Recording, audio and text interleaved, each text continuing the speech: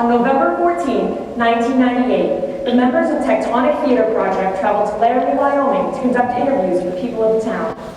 Over the next year, we would return to Laramie several times and conduct over 200 interviews. The play you're about to see is edited from these interviews, as well as from journal entries from members of the company and other found texts. Company member Greg Peroni. My first interview was with Detective Sergeant King of the Laramie Police Department. At the start of the interview, he was sitting behind his desk, sitting something like this. I was born and raised here. My family is a third generation. We've had basically three, well, my daughter makes it fourth generation. Quite a while. It's a good place to live, good people, lots of space. Now all the towns in southern Wyoming are spaced because the train came through. It was how far they could go before having to refuel and rewater. And Laramie was a major stopping point. That's why the towns are spaced so far apart.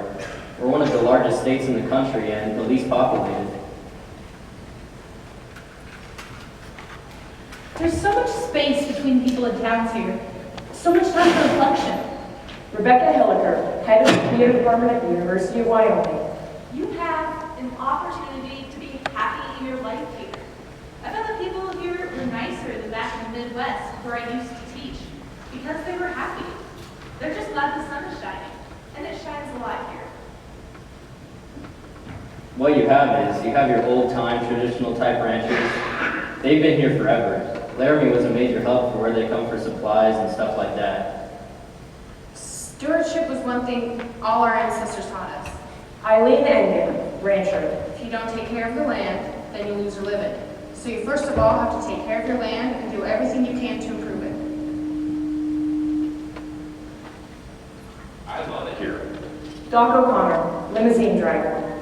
You couldn't put me back in that mess out there back east. I mean, best thing about it was the climate. The cold and the wind.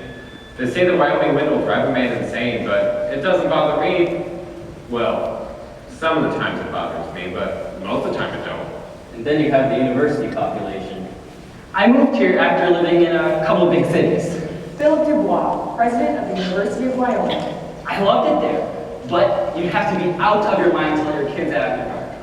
And here, in the summertime, my kids play out until 11 o'clock, and I don't think twice about it. And then you have the people who live in Laramie, basically. Well, I moved here from rural Texas.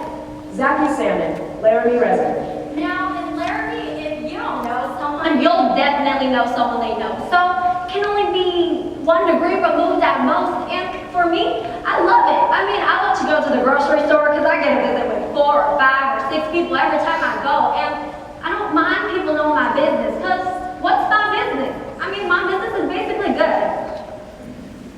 I like the trains too. I mean, they don't bother me. Well, some of the times they bother me, but most of the time they don't. Even though one goes by every 13 minutes out where I live. Doc actually lives up in Bossler, but everyone in Laramie knows him. He's also not really a doctor. They used to carry cattle them trains, but now they carry our diapers and cars. I grew up in Cody, Wyoming. April Silva, university student. Laramie's better than where I grew up. I'll give it that. It's a good place to live. Good people, lots of space.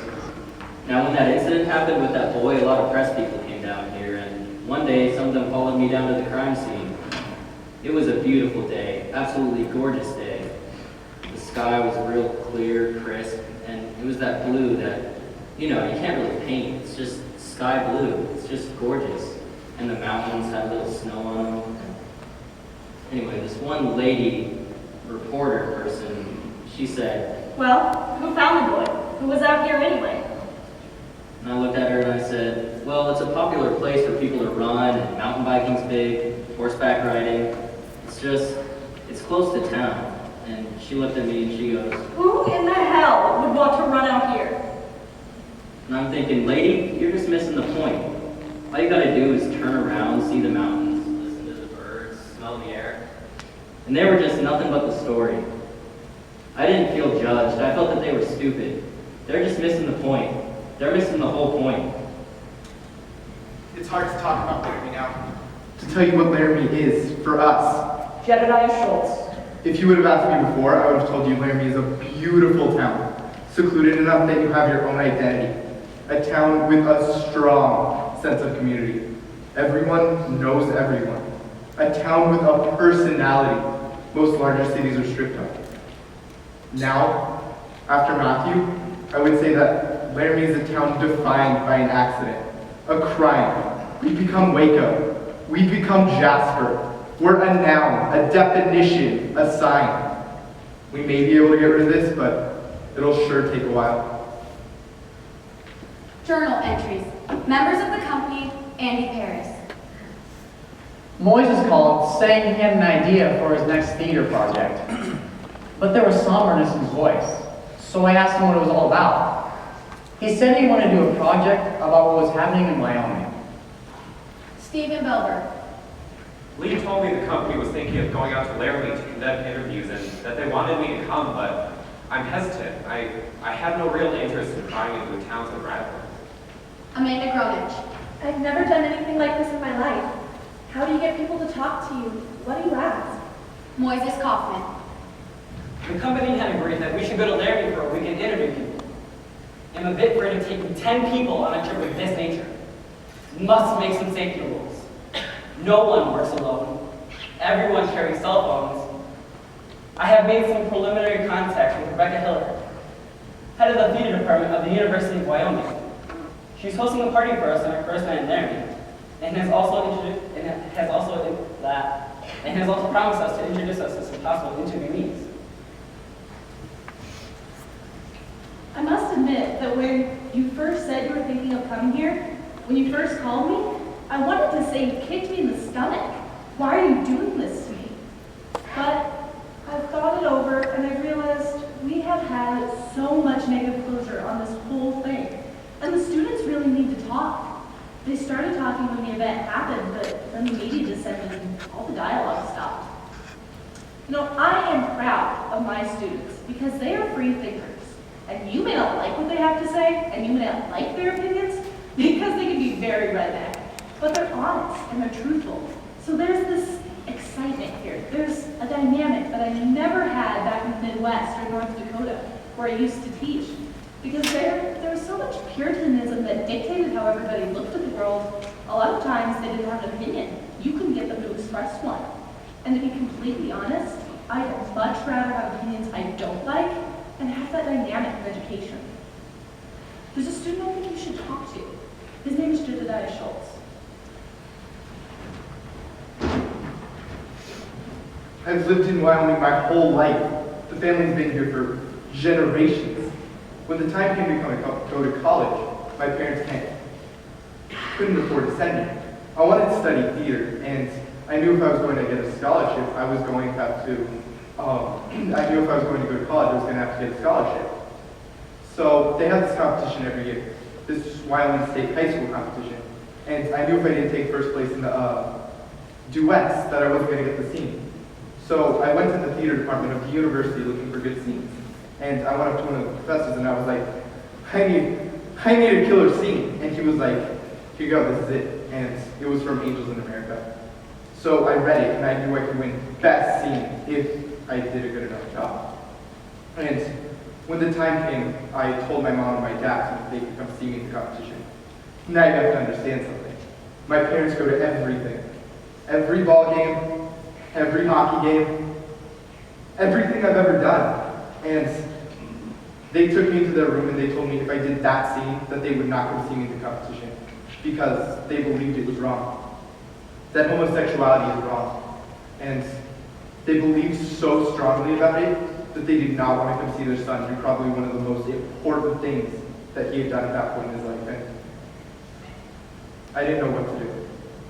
I had ever gone against my parents' wishes, so I was really worried about it, but I did it anyway, and the only thing I can remember from the competition is when we finished, me and my scene partner came up to each other and we shook hands, and we got a standing ovation. It was amazing. It was one of the best moments of my life, and my parents weren't there. And to this day, it was the one thing that my parents didn't come to me to do. And thinking back on it, I think, why did I do it? Why did I oppose my parents? Because I'm not gay, so why did I do it? And I guess the only honest answer I could give is, well, I wanted to win. It was an amazing scene. It was like the best scene. Do you know Mr. Kushner? Maybe you could tell him.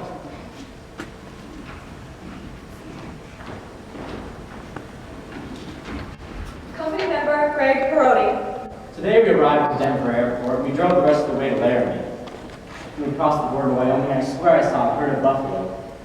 I also thought it odd. The signs in Laramie said, Wyoming, like no place on earth. instead of Wyoming, like no place else on earth.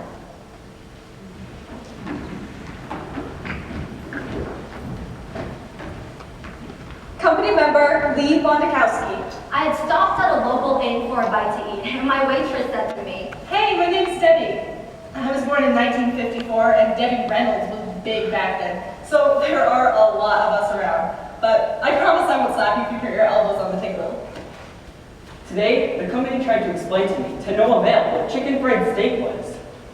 Now, are you from Wyoming or just passing through? we're just passing through. Company member Barbara Pitts. We arrived in Laramie tonight, just past the Welcome to Laramie sign. Population 26,687. In the north, we could be on any name drag in America. Fast food chains, gas stations. But as we drove into the downtown area, past the railroad tracks, the buildings still looked like a turn-of-the-century Western town.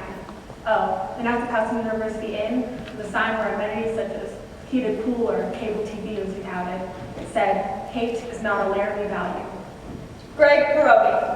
Today I met with two longtime Laramie residents, Allison Mears and Marge Marie, two social service workers who taught me a thing or two.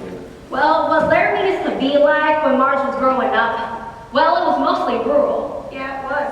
I enjoyed it, you know, my kids all have horses. Well, there was more land. I mean, you could keep your pet cow, your horses, you know, just have a little bit of acreage. Yeah, I could run around the house and all together and get the housework done while the kids were at school. And nobody could see me if they got that close. Well, then that's their problem. Just so I'm making sure I have the term right. In your all-togethers. Well, yeah, but honey, we're aware. Now, how is he going to use that in his play? So, this was a big ranching town? Oh, not just ranching. This was a big railroad town at one point. You know, before they moved everything to Cheyenne and Green River and Omaha, so now, well, it's just a drafting spot for the railroad. Because even what was it, in the 50s, well, they had one big roundhouse and such a shop you could build a complete engine. They did. My mom worked there.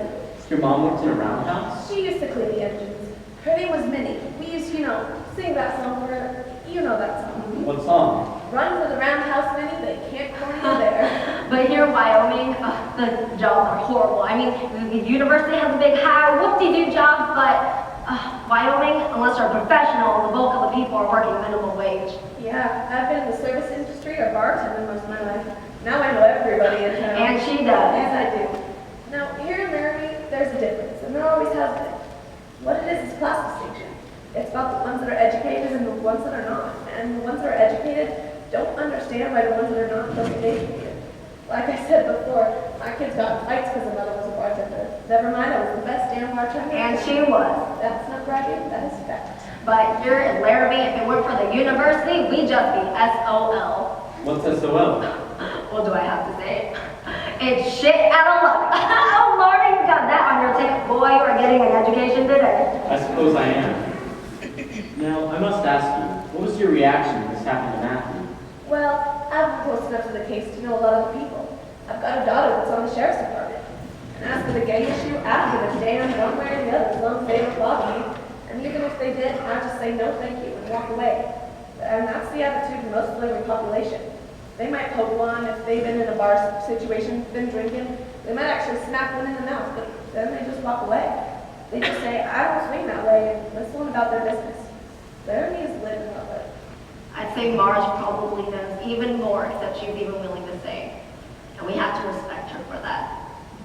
Well, where are you going with this story? Well, we're not quite sure yet, but once we're done, we'd like to bring it back here to Laramie. All right. Well, then there are parts I won't tell you. Company member Andy Paris. Today, for the first time, we actually met someone who knew Matthew Shepard, Trish Steger, owner of a shop in town. Referred to him as Matt. Matt used to come into my shop, and that's how I knew him. It was the first time I heard him referred to as Matt instead of Matthew. Did he go by Matt to everyone? Well, on the 2nd of October, I get a phone call about 10 after 7. Doc O'Connor. it was Matthew Shepard, and he said, can you pick me up at the corner of 3rd and Grand? So anyhow, I pulled up to the corner to see who Matthew Shepard, you know, it's little guy, about 5'2", soaking wet, 97 pounds tops. They said he was 110 in the papers, but I wouldn't believe it. They also said he was 5'5" in the papers, but this man, he was really only about 5'2" and maybe 5'1".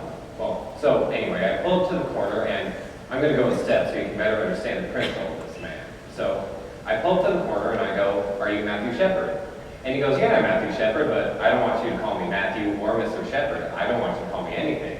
My name is Matt, and I want you to know that I'm gay, and we're going to a gay bar. Now, do you have any problem with that? And I simply said, how are you paying? The fact is, Laramie doesn't have any gay bars, and for that matter, neither does Wyoming. So he was paying me to drive him down to Fort Collins, Colorado, about an hour away. Matt was a blunt little shit. You see what I'm saying? He always was, but that's why I liked him, because he was straightforward. Maybe gay, but straightforward. You see what I'm saying? I don't know, you know. How does any one person ever tell about another? You should really talk to my sister Romaine. She was a really close friend of Matthew's. We never called him Matthew, actually. Most of the time we called him Choo Choo, you know, because we would call him Matt Choo, and then we called him Choo Choo. And whenever I think of Matt, I always remember his incredible beaming smile. I mean, he would walk in a room and he'd be like, you know, and he really knew how to make you feel great. And he would like stare people down in the coffee shop because he wanted to sit and talk to me while I worked. And if someone was sitting there, he would just stare at them until they left. And then he would claim a spot. But Matthew definitely had a political side to him. I mean, that was his big interest, was political affairs. And all I ever really saw his TV tune into was CNN and MSNBC, all that stuff. So he's really smart on things like political affairs, but not so smart on things like common sense. So he moves to Laramie to go to school. Yeah, Matthew, he was very shy when he first came in. John Peacock, Matthew Shepard's academic advisor. Well, I mean, like, to the point of almost being mousy, I will say he was having some difficulties adjusting, but this was home for him, and he made that quite clear. I mean, whenever this happened, he started to bloom a little bit. He started working on human rights stuff. He would start saying things like, wow, I have opportunities here. I can actually do things in this world, and I can actually be important. I did talk to Matthew about 48 hours before his attack. He told me he had joined the gay lesbian group on campus, and he said he was really enjoying it. You know, they were getting ready for Pride Week and whatnot. He was totally stoked about school. Yeah, he was really excited about being there. And in retrospect, I can only say it's in retrospect, of course, and I think that's where he was headed, towards human rights, which really only adds to the irony and tragedy of all this. There's more gay people in Wyoming than meets the eye. I know for a fact. Now, they're not exactly the, what do you call them, the queens. You know, queens, gay people, you know, run around faggot type people.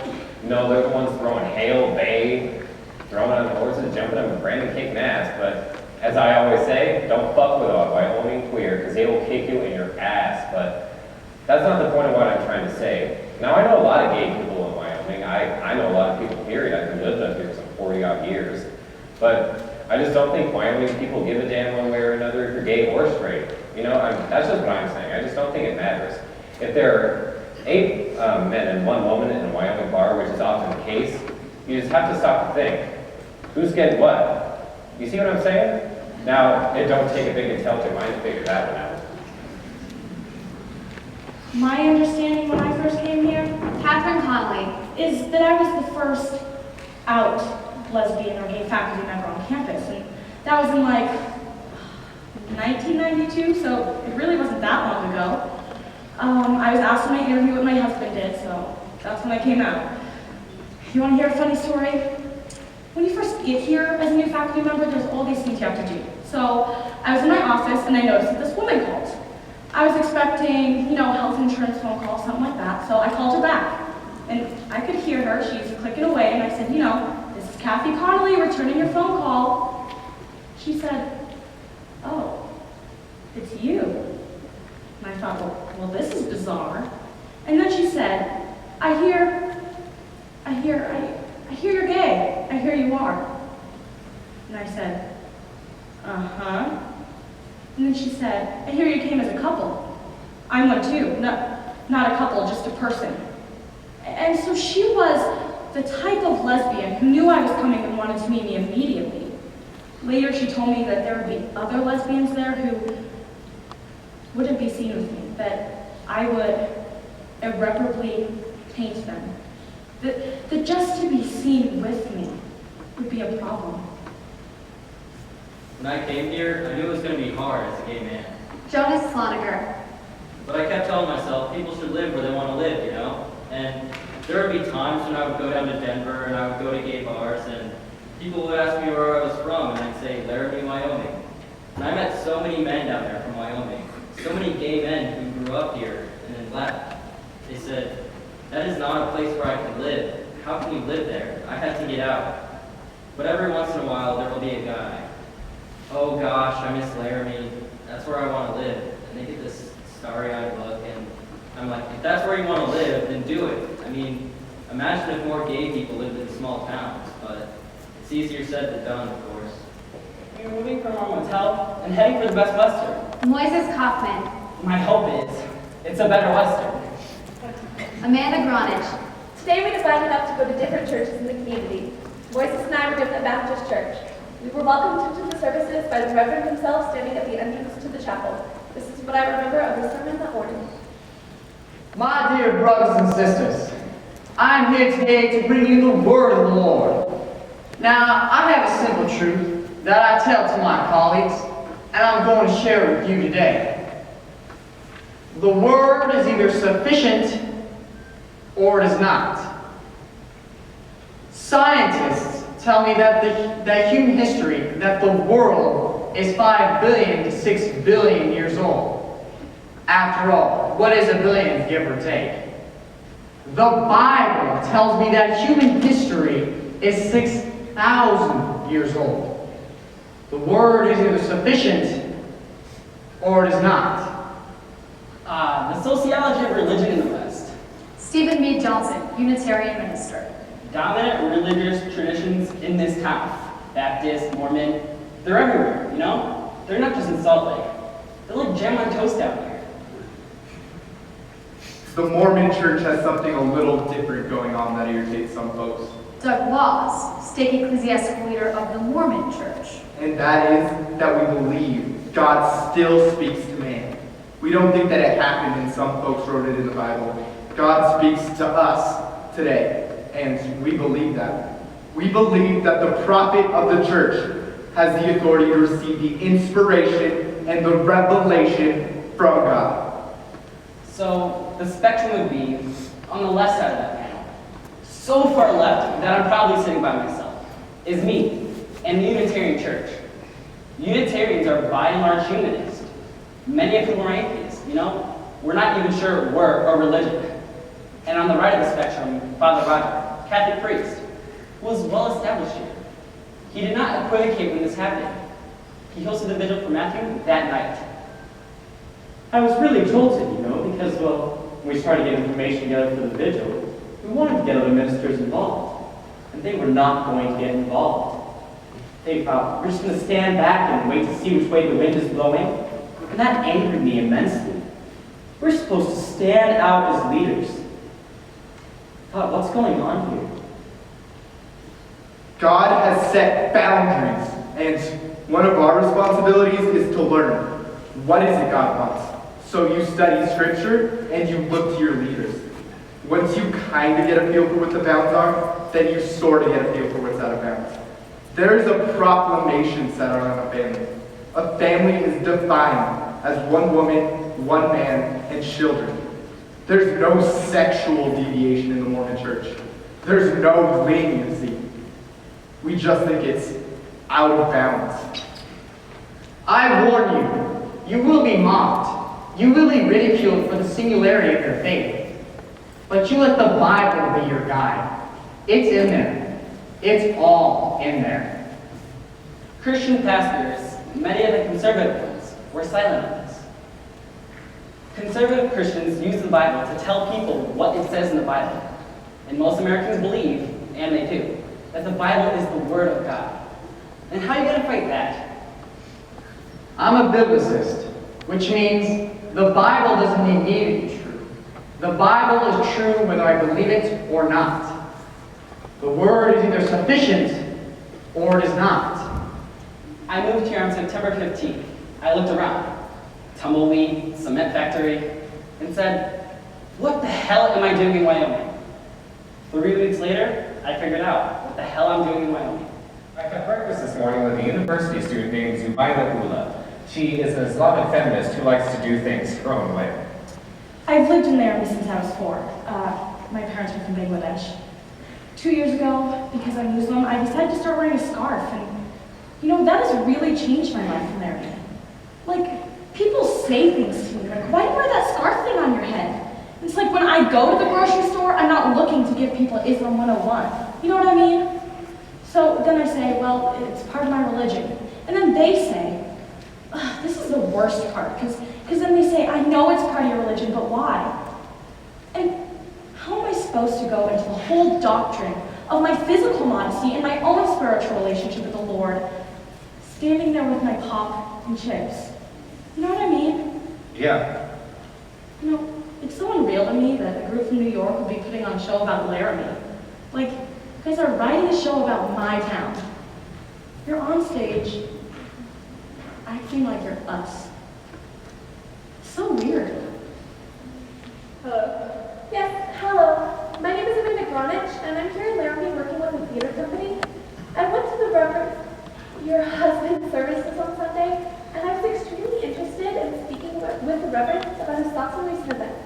Well, I don't think he'll want to talk to you. He has very biblical views on homosexuality. He doesn't condone that kind of violence, but he doesn't condone that kind of lifestyle, you know what I mean? And the media was just terrible after this happened, and he was just bombarded with press. Oh yes, I understand, and I don't blame you. Yes, I think we're all hoping this just goes away. Well, do you think that maybe I could call back later and speak with the Reverend just briefly? Well, all right, you can call back tonight at 9 o'clock. Oh, thank you so much. I'll do that. Today, Barbara and I went to the Fireside Bar, the last place Matthew Shepard was seen in public. The Fireside. Definitely feels like a college bar with a few pool tables and a stage area for karaoke night. Still, a few regulars in the late afternoon were hardly the college crowd. The first person we talked to was Matt Nicholson, the owner. My great-great-grandfather moved here in 1862. He opened Laramie's first opera house. He called it Old Blue Front Opera House. And in 1870, Grandma Louisa Swain cast the first women's ballot in any free election. And that's why Wyoming is the equality state. Now, what I want to do is reestablish the bar business as Old Blue Front Opera House and Good Time Emporium.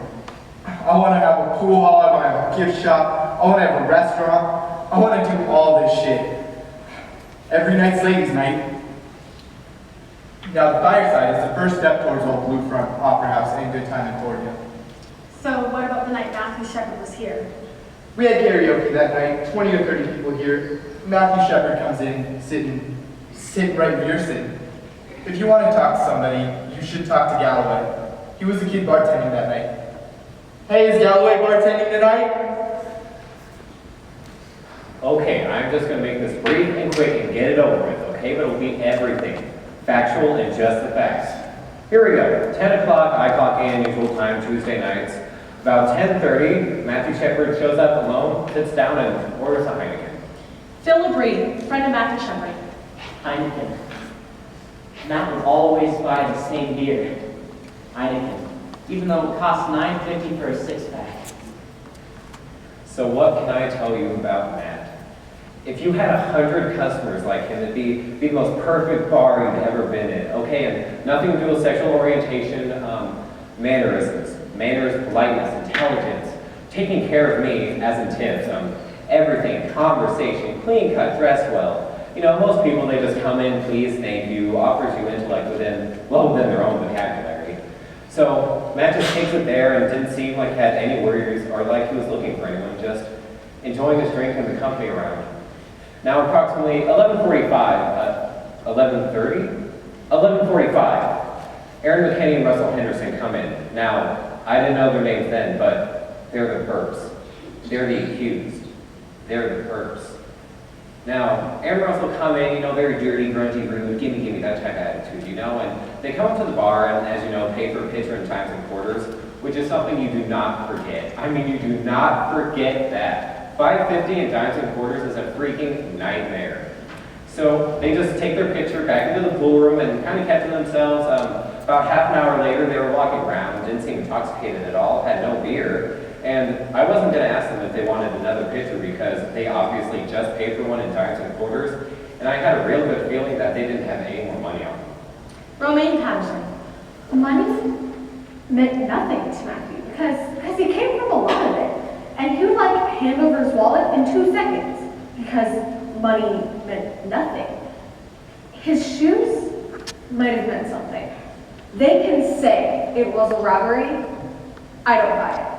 For even an iota of a second. Next thing I knew, Aaron and Russell were talking to Matthew Shepard. Aaron said that some guy came up to him and said that he was gay and wanted to get with Aaron and Russ. Kristen Price, girlfriend of Aaron McKinney. And that he got aggravated with it and told him that he was straight and didn't want anything to do with him and walked off. He said that is when he and Russ went to the bathroom and decided to pretend they were gay and get mad and try to rob him. Okay, no. They stated that Matt came on to them and Matt approached them. Well, I 100% positively disbelieve and refute that statement. Refute it. And I'm going to give you 2 reasons why. 1, character reference. Why would Matt approach them? I mean, why them? He wasn't approaching anyone else in the bar that night. They say that he is gay. They say that he is a flaming gay. And he's going to come on to people like that? Bullshit! I mean, he didn't come on to me and, hello? 2, territorialism is the word I'm going to use for this. And it's the fact that Aaron and Russell were in their area. And Matt was in his area, the area that he had been all night. And upon their first interaction, Aaron and Russell went into Matt's area. So who approached who by that? Matt was the type of guy, he would never not talk to someone for any reason. Somebody could start a conversation with him and he'd just be like, oh, blah, blah, blah. He never had a problem striking up a conversation with anyone. Matt, he was lonely a lot of times, and, me knowing that and knowing how vulnerable he was, I could have walked right into it. Being at that bar alone without any friends made him even more vulnerable. So, this is what I am testifying to because, I'm basically the only key eyewitness in this case. And it's the fact that I saw Matthew Shepard leave. I saw 2 individuals leave with Matthew. Now, I didn't see their faces, I only saw the back of their heads. But at that same time, Aaron and Russell were no longer in the bar. You do the math. Actually, I think that the DJ was the last one to talk to Matthew on his way up that night. Gave him a cigarette or something. Her name is Shada.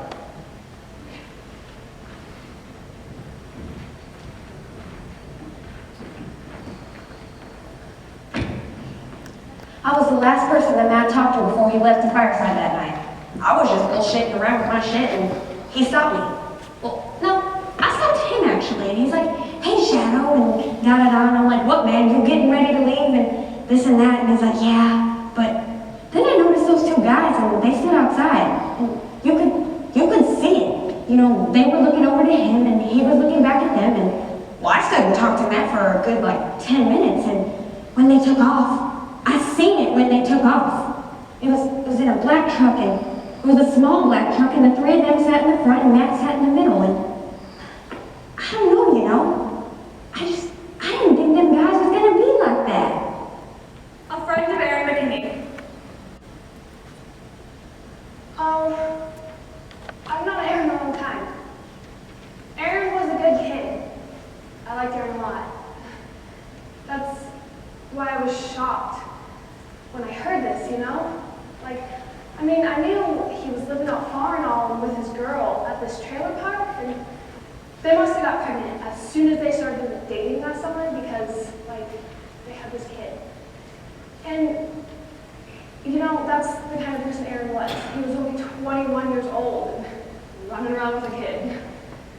And always dressed in big clothes, you know, like Tommy Hilfiger, Polo, Gucci.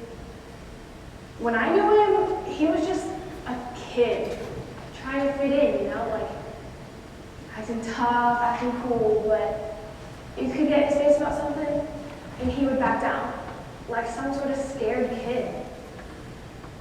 Sherry Annenson. Russell was just so sweet. He was the one who was the Eagle Scout. I mean, his whole presence was just quiet and sweet. So, of course, it doesn't make sense to me. And I know people snap and whatever, and like, it wasn't a real intimate relationship. I was just his landlord. I did work with him over at the Chuck Wagon, too. And I remember, like at this Christmas party, he was totally drunk, out of his mind. I mean, everyone's pretty much a party time. But he wasn't belligerent. He didn't change. His personality didn't change. I remember him coming up to me and asking, Sherry, can I have this dance? Which we never did get around to doing. But now, I just want to shake him, you know? Like, what were you thinking? What in the hell were you thinking? The fence. I've been out there 4 times. I've taken visitors. That place has become a pilgrimage site. It's a very powerful personal experience to go out there. So stark and so empty, you can't help but think around here. Out there for 18 hours in the freezing temperatures, with that view, they're so isolated. And my God, why have you forsaken me? It comes to mind. Company member Greg Caroni. Phil Debris, a friend of Matthew's, took us out to the fence this morning. I broke down the minute I touched it. I feel such a strong kinship with this young man. And on the way back, I made sure that no one could see me crying. Lee Bonikowski. Greg was crying on the way back. I couldn't bring myself to tears, but I felt the same way. I have an interview this afternoon, later with Aaron Craples. He's the boy who found Matthew out there at the fence. I don't think I'm up for it right now. I'll see if someone else can do it. Well, I took up on my bicycle about 5 o'clock p.m. from my dorm. I just kind of felt like going for a ride. And so I made my way up to the top of Cactus Canyon, and I'm not super familiar with that area, so on the way back down, I was just picking which way to go, which now makes me think that God wanted me to find him, because there was no way I was going to go that way. And so I was in some deep-ass sand, and I wanted to turn back, but for some reason I just kept going. And there was this rock on the ground, and I just drilled it and ended up on the ground. So I got up, I was dusting myself off and looking around, and I noticed something by a fence, which ended up to be Matt. I didn't think much of it, I just thought it was a scarecrow. I was like, Halloween is coming up, it's probably just some Halloween gag. So I didn't think much of it. So I got my bike and walked it around to the fence that was there. It was a buck type fence. And as I got closer, I noticed hair, and that was a big part in noticing it was a human being for me, was the hair. Because before I just thought it was a dummy. I mean, I even noticed the chest going up and down. I still thought it was a dummy. I just thought it was some sort of mechanism. But when I noticed the hair, I knew it was a human being. So I ran to the nearest house as fast as I could, and I called the police. I responded to the call. Officer Reggie Flutie. When I got there, at first, the only thing I could see was partially somebody's feet. And I got in my vehicle and raced over. I seen what appeared to be a young man, 13, 14 years old, because he was so tiny, laying on the ground, and he was tied to the bottom end of the pole. I did the best I could. The gentleman was laying on the ground, Matthew Shepard, and he was covered in dry blood. And there was dry blood underneath him, and he was barely breathing. He was just doing the best he could. I was going to breathe for him, but his mouth wasn't open. it wouldn't open for me. He was covered in, like I said, partially dry blood all over his head. The only place he did not appear to have any blood on his face, was where he appeared to be crying down his face. His head was distorted. You know, it did not look normal. He looked as if he had a real harsh head wound. I was working in the emergency room the night that Matthew Shepard was brought in, and I don't think that any of us remember seeing a patient in that condition for a long time. Those of us who have worked in big city hospitals have seen this, but not all of us have worked in big city hospitals, and it's not something you expect here. You expect to see these kinds of injuries from a car going down a hill at 80 miles an hour. You expect to see these kinds of gross injuries from something like that. This horrendous, terrible thing. You don't expect to see these kinds of injuries from a person doing this to another person. The ambulance report said it was a beating, so we knew. There was nothing I could do. I mean, if there was anything I could have done to help him, I would have done it, but I was yelling at the top of my lungs like, "Hey, wake up! Hello!" But he didn't move, he didn't flinch, he didn't anything. He was tied to the fence. His hands were thumbs out in what we call the cuffing position, the way we handcuff people. He was bound with a real thin white rope, went around the bottom end of the pole, about 4 inches up off the ground. His shoes were missing. He was tied extremely tight, so I got out my boot knife and tried to slip it between the rope and his wrist. I had to be extremely careful to not harm Matthew any further. Your first thought is, we'll certainly like to think that it is it's somebody that comes through town and beats someone. I mean, things like this happen. Shit happens, and it happens in Laramie. But I haven't seen a patient in that condition for a long time. And once I saw him, it was obvious that his care was out of our capabilities. He was tied so tight, I finally got my knife through there. I'm sorry. We rolled him over onto his side, and as soon as we did that, he quit breathing. So we rolled him back over on his back, and that was just enough of an adjustment for me to be able to cut him free there. I seen the EMS unit trying to get to the location. Once the ambulance got there, we put a neck collar on him, put him on a backboard, and scooted him out from under the fence. Then Rob drove him to the Ivinson Hospital's emergency room. The strange thing is, 20 minutes before Matthew came in, Aaron McKinney was brought in by his girlfriend. Now, I guess he got into a fight later on that night back in town. And so here I am working on Aaron, and the ambulance comes in with Matthew. At this point, I don't know if there's a connection at all. So I tell Aaron to wait, and I go treat Matthew. And once,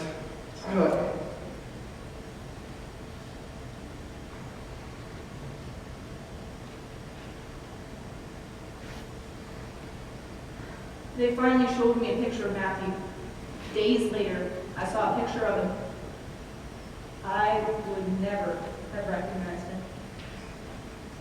And days later, I found out the connection. And I was very struck. They were two kids. They were both my patients, and they were two kids. And for a brief moment, I wondered if this is how God feels when he looks down at us. How are all his kids? Our bodies, our souls, and I felt a great deal of compassion for both of them. Matthew's academic advisor.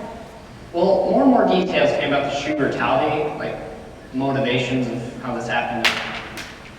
Well, I guess in a way, there was,